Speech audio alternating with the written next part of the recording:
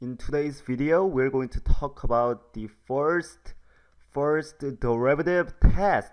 First derivative test, which can be used to find extrema, or the maximum and minimum of a function. Now, how can we do that? Let's say we have any function. Let's say f of x is equal to something, and when we graph f of x, let's say it does something like this. Let's say it does this, and then it's going smooth and doing something like this, and then it's maybe doing something like this. And we want to find where the relative minimum and maximums are. Well, as we can see, we have relative minimum right here because that's the below point. It's a valley. That's the relative minimum because it lies lower than the points around it. And this one is the relative maximum because it's a hill. It lies above the values around it.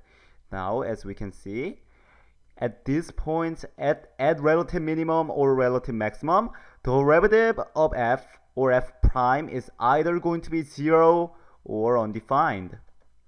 Like in this case, the slope of the tangent line or f prime is going to be 0. And at this point, because slope from the left and slope from the right are not the same, f prime is going to be undefined. So as we can see, at relative minimum or relative maximum, f prime has to be 0 or undefined. Because if you think about this, if f prime is not 0 or undefined, the function must be going up, that in the case f prime is positive, or going down in the case f prime is negative.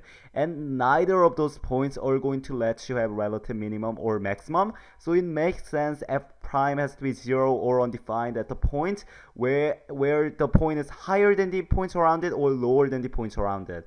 So now let's think about how we can find this point.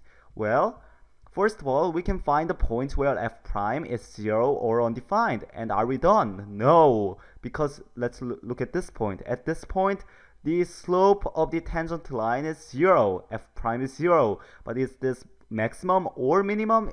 No, because it's not lying above the points around it or lying below points around it.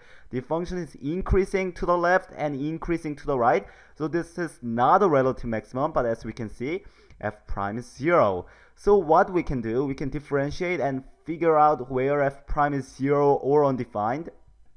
But we want to be able to distinguish the ones that actually causes relative minimum or maximum, or the ones that really does not matter, as in this point. So, and how we can do that, we can make a sign chart.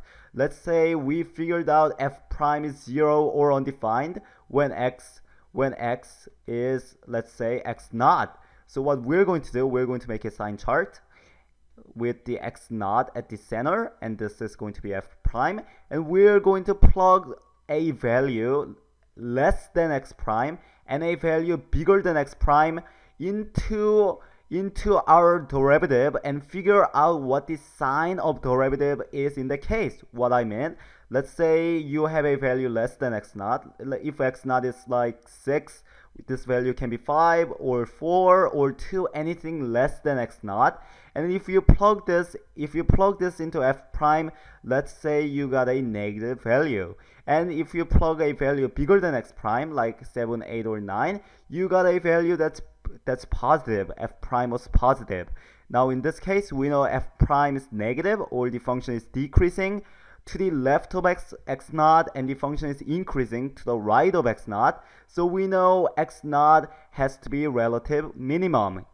And if let's say at x to the left of x naught, f prime is positive, and to the right of x naught, f prime was negative. In this case, the function is increasing until x naught, and the function is decreasing after x naught. So in this case, this thing is going to be relative maximum. How about what happens if there's no sign changes? Let's say the function is positive to the left of x naught and positive to the right of x naught. Well, in that case, function is increasing. till x naught, and it's still increasing after x naught. So in this case, you're not going to have a relative extremum.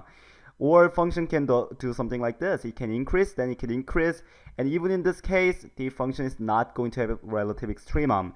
And if both of the signs are negative, to the left of x naught and to the right of x naught, as we can see, function is decreasing to the left of x naught, decreasing to the right of x naught. So in this case, we're not going to have a relative minimum. And that's what the first derivative test is.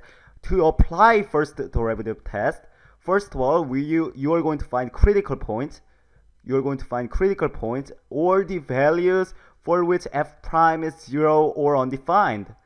And after that, you're going to make a sign chart with those values. Let's say the critical points came out to be 1 and 2, and you're going to plug the values in between these critical points. Let's say like 0.5, 1.5, 2.5, or 3 or 5, whichever number bigger than 2 in this case, and you got something like this: positive, negative, and negative.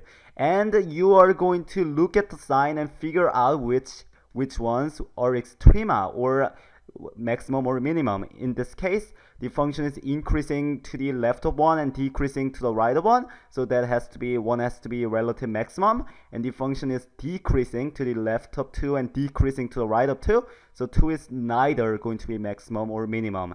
And this is the first derivative test. And in the next video, I'm going to show you an example on how to apply this.